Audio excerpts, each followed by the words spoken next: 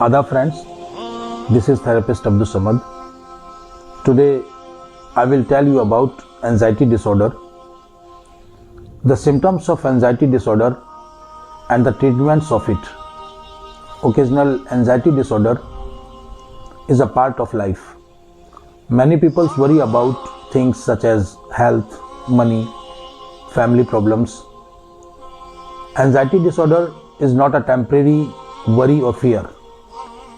It's more than worry and fears, and it affects the activities we are performing in our life, such as job performance, school work and family relations.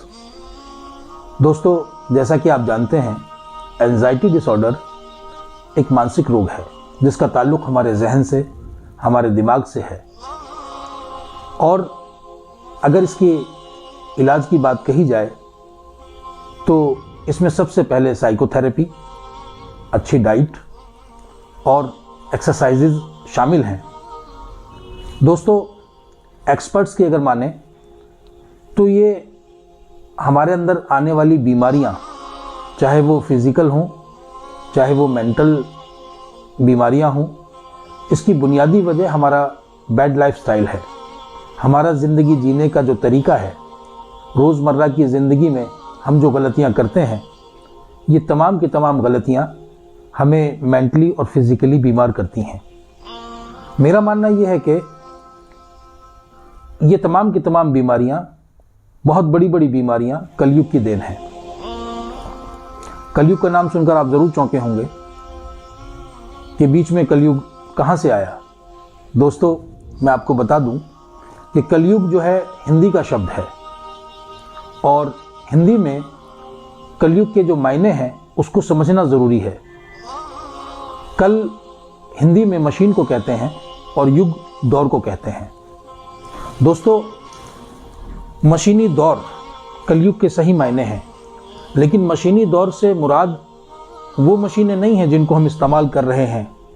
मशीनें तो पहले भी इस्तेमाल इंसानों ने की हैं, लेकिन इस दौर में इंसान जब मशीनों के साथ रहते रहते, मशीनों को इस्तेमाल करते करते खुद भी मशीन जैसा बन जाए, मतलब अपनी चाहतों को पूरा करने के लिए, पैसा कमाने के लिए ये अपने तमाम सोशल वर्क को छोड़ दे, फैमिली रिलेशंस को ख़त्म कर दे, अपने खुद शारीरिक और मानसिक तौर पर अपने ऊपर अत्याचार करने लगे, अपने ऊपर जुल्म करने लगे।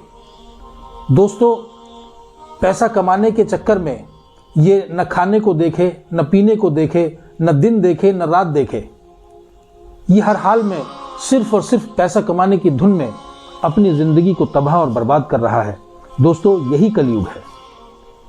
मैं समझता हूँ कि जब इंसान बहुत ज़्यादा अपने कामों के अंदर बिजी होता है, उस बिजी शेड्यूल के अंदर जब ये फंसा हुआ होता है, उस वक्त में इसको मेंटली और फिजिकली जो स्ट्रेस इसके ऊपर आता है, दोस्तों, ये स्ट्रेस इसको बहुत बड़ी बड़ी बीमारियों की तरफ लेकर जाता है और बहुत बड़ी बड़ी बीमारियां इसके अंदर दाखिल हो जाती हैं। ये मेंटली भी बीमार होता है और फिजिकली भी बीमार होता है। अभी आप देखें कि बहुत ज़्यादा बैठने की वजह से, ऑफिस वर्क बहुत ज़्यादा होने की वजह से लोगों को बैक प्रॉब्लम, सर्वाइकल और बहुत ज़्यादा किसी काम के बारे में सोचने की वजह से डिप्रेशन, एंजाइटी, फोबिया, ये तमाम की तमाम बीमारियां हमारे अंदर दाखिल हो रही हैं। समझने की बात यह है कि इन बीमारियों का इलाज भी नेचुरल तरीके से करना पड़ेगा और अपने लाइफस्टाइल को हमें सही करना पड़ेगा। यानी अपने बिजी शेड्यूल के अंदर से हमें अपनी बीमारियों को ख़त्म करने के लिए और एक हेल्दी ज़िंदगी गुजारने के लिए खुद मेंटली और फिजिकली स्ट्रांग होना पड़ेगा। हमें वो सारे काम करने पड़ेंगे जो हमारी मेंटल और फिजिकल दोनों बीमारियों को ख़त्म भी करे और आने से प्रोटेक्ट भी करे।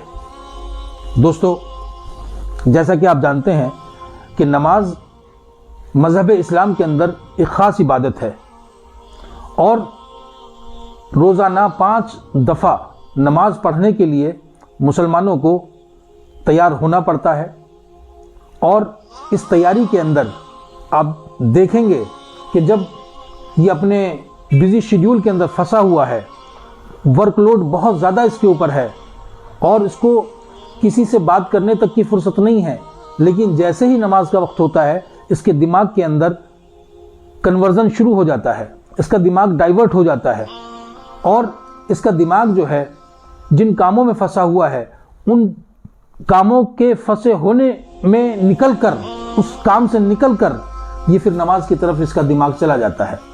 तो जिस मेंटल स्ट्रेस से इस वक्त ये गुजर रहा था वो मेंटल स्ट्रेस इसका कम भी हो जाएगा और धीरे धीरे ख़त्म भी हो जाएगा। दोस्तों, जब ये नमाज के लिए इरादा करता है तो नमाज के इरादे के बाद में इसकी तैयारी भी करता है और फिर इसको अदा भी करता है, इसकी नमाज को पढ़ता भी है। नमाज पढ़ने में आप देखेंगे कि ये जब खड़ा होता है, खड़े होने के अंदर जो एक्सरसाइजेज हैं उसमें पैर की एक्सरसाइज है, हाथ की एक्सरसाइज है, आंखों की एक्सरसाइज है, पूरे ब्लड के अंदर जो ब्लड का जो फ्लो है, जो सर्कुलेशन है वो प्रॉपर तरीके से काम करना शुरू कर देता है। रुकू के अंदर कमर की एक्सरसाइज है, घुटनों की एक्सरसाइज है और फिर सजदे के अंदर पेट की एक्सरसाइज है और उसमें फुट की एक्सरसाइज है, उसमें सर की एक्सरसाइज है, उसमें ब्रेन की एक्सरसाइज है, उसमें हार्ट की एक्सरसाइज है।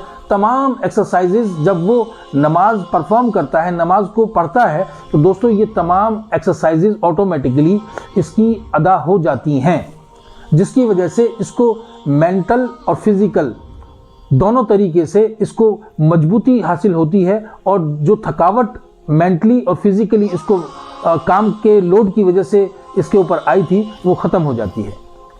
मेरा मानना यह है कि जब आदमी नमाज पढ़ने के लिए मस्जिद में जाता है ख़ास तौर से, तो उस वक्त में जब ये लोगों से मिलता है तो कुछ ना कुछ सोशल एक्टिविटीज़ के अंदर ये अपने आप को इन्वॉल्व करता है, जिसकी वजह से सोशल एंजाइटी डिसऑर्डर भी इसका ख़त्म हो जाता है। दोस्तों, मेरी ख़ास तौर से इस बात की आप लोगों से दरख्वास्त है, इस वीडियो के अंदर मैं आपको बहुत ज़्यादा डिटेल के अंदर नहीं बता पा रहा हूं, क्योंकि पिछली वीडियोस मेरी कुछ लंबी हुई तो उसके अंदर साथियों ने, दोस्तों ने उसको ना शेयर किया और ना उसको पूरा देखा। मैं चाहता हूं कि मैं छोटी छोटी क्लिप्स बनाकर आपके सामने बताता रहूं कि हमारी जो ये बीमारियां हैं किस तरीके से ख़त्म होंगी। दोस्तों, ये एक लॉजिक है, इसके पीछे, नमाज के पीछे पूरी एक साइंस काम कर रही है, जिसमें इंसान मेंटली और फिजिकली दोनों तरीके से स्ट्रांग होता है और इसका एंजाइटी, इसका फोबिया, इसका डिप्रेशन, ये बड़ी बड़ी बीमारियां ऑटोमेटिकली ख़त्म हो जाती हैं। और अगर देखा जाए, मैं आपको एक बात बताऊं, डॉक्टर और थेरेपिस्ट भी इन तीनों बीमारियों के अंदर बहुत ज़्यादा फ़र्क महसूस नहीं कर पाते। किसी पेशेंट को देखकर इस बात का अंदाज़ा नहीं लगा पाते कि ये पेशेंट एंजाइटी का शिकार है, फोबिया का शिकार है या डिप्रेशन का शिकार है। बहुत आगे जाके बहुत ज़्यादा उसको स्टडी करने के बाद पता चल पाता है कि ये किस बीमारी का शिकार था। दोस्तों, लेकिन आप अपनी इन बीमारियों को अगर अपने लाइफस्टाइल को सही कर लें और नमाज को अपनी ज़िंदगी के अंदर दाखिल कर लें और नमाज को इस तरीके से पढ़ें जैसा पढ़ना चाहिए, तो दोस्तों मेरा मानना यह है कि ये सारी की सारी मेंटल और फिजिकल जितनी भी प्रॉब्लम्स हैं, ये सारी की सारी प्रॉब्लम्स आपकी नमाज से ठीक हो सकती हैं। दोस्तों, आज के वीडियो में मैंने आपको एंजाइटी डिसऑर्डर के बारे में कुछ ख़ास बातें बताई हैं। अपनी आने वाली दूसरी वीडियोस के अंदर मैं और बीमारियों के बारे में और उनके ट्रीटमेंट के बारे में आपको बताऊंगा। दोस्तों, एक ख़ास बात आपसे दरख्वास्त इस बात की करनी है कि अगर आपको मेरी ये वीडियो पसंद आई है तो आप इस वीडियो को लाइक करें और अगर आपने इसको पसंद किया है तो इसको दूसरों तक भी पहुंचाएं, शेयर भी करें।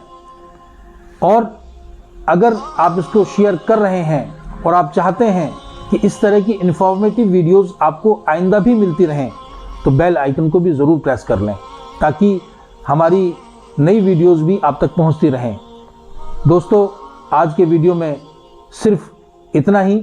अगली वीडियो में आपसे मुलाकात होगी एक और बीमारी, एक और इलाज के साथ, एक और ट्रीटमेंट के साथ।